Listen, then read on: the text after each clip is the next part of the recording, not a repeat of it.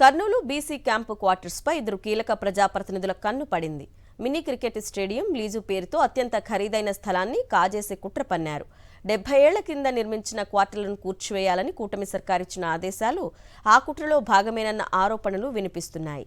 ఇప్పటికే క్వార్టర్స్ను ఖాళీ చేయాలని ఉద్యోగులు ఇతరులకు నోటీసులు కూడా ఇచ్చారు. ఆ క్యాంపుల భరతం పట్టేందుకు అందులోని క్వార్టర్స్కు నీళ్లు, విద్యుత్ సరఫరా నిలిపివేశారు. 90 ఎకరాల్లో ఉన్న భూముల విలువ ఏకంగా 2,700 కోట్ల రూపాయలు. అందులోని బి క్యాంపులో 120 కోట్ల విలువ చేసే 2 ఎకరాల స్థలం టీడీపీ జిల్లా కార్యాలయం కోసమని నిర్ణయించడం గమనార్హం.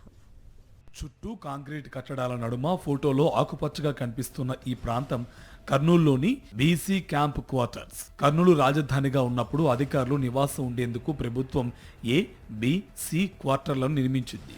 బీసీ క్యాంప్ క్వార్టర్స్ లో దాదాపు 100 ఏళ్ల నాటి భారీ వృక్షాలు ఉన్నాయి.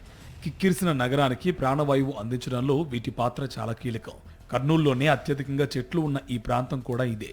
అక్కడికి వెళితే ఆ చల్లదనానికి మనసుకు ఎంతో హాయిగా అనిపిస్తుంది. అలాంటి భారీ వృక్షాలను ఇప్పుడు నిర్దాక్షిణ్యంగా తొలగించేందుకు రంగం సిద్ధమైంది. బీసీ క్వార్టర్లను కూలగొట్టి టీడీపీ జిల్లా కార్యాలయానికి స్థలంతో పాటు mini cricket stadium, multiplex, star hotels, function halls, shopping కాంప్లెక్స్లు నిర్మించేందుకు కీలక ప్రజాప్రతినిధి ఆధ్వర్యంలో చకచక మంత్రాంగం జరుగుతుంది. దాదాపు 90 ఎకరాల విస్తీర్ణంలో ఉన్న ఈ క్యాంప్ క్వార్టర్స్ విలువ దాదాపు 2,700 కోట్లు. కర్నూలు చరిత్రలోనే దీన్ని అతిపెద్ద దోపిడీగా అభివర్ణిస్తున్నారు. బీసీ క్యాంప్ స్థలాలను ఖాళీ చేయాలని అందులో ఉంటున్న వారికి ఇప్పటికే నోటీసులు ఇచ్చిన అధికారులు తాజాగా నీరు, విద్యుత్ సరఫరాను నిలిపివేశారు.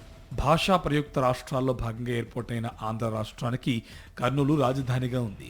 1953 అక్టోబర్ 1 నుంచి 1956 అక్టోబర్ 31 వరకు కర్నూలే రాజధాని. అప్పట్లో అధికారులు నివాసం ఉండేందుకు ఏ, బి, సి క్వార్టర్లను నాటి ప్రభుత్వం నిర్మించింది.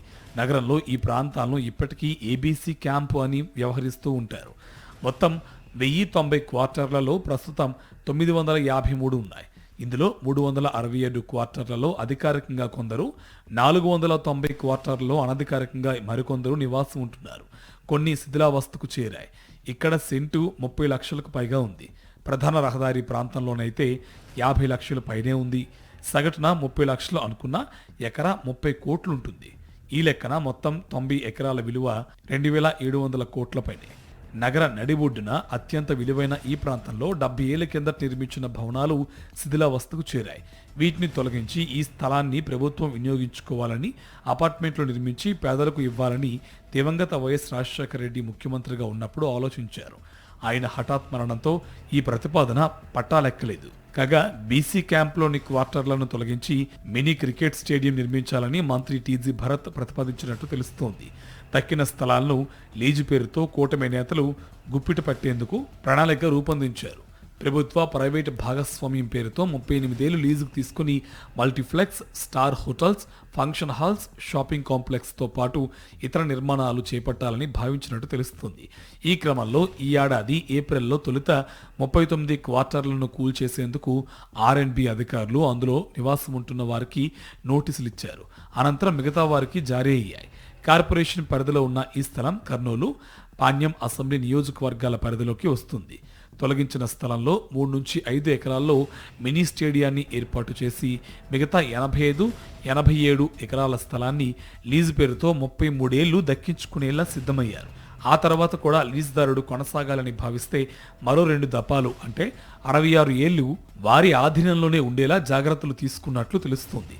అంటే లీజు పేరుతో 99 ఏళ్లు వారి అజమాయిషీలోనే ఉంటుంది.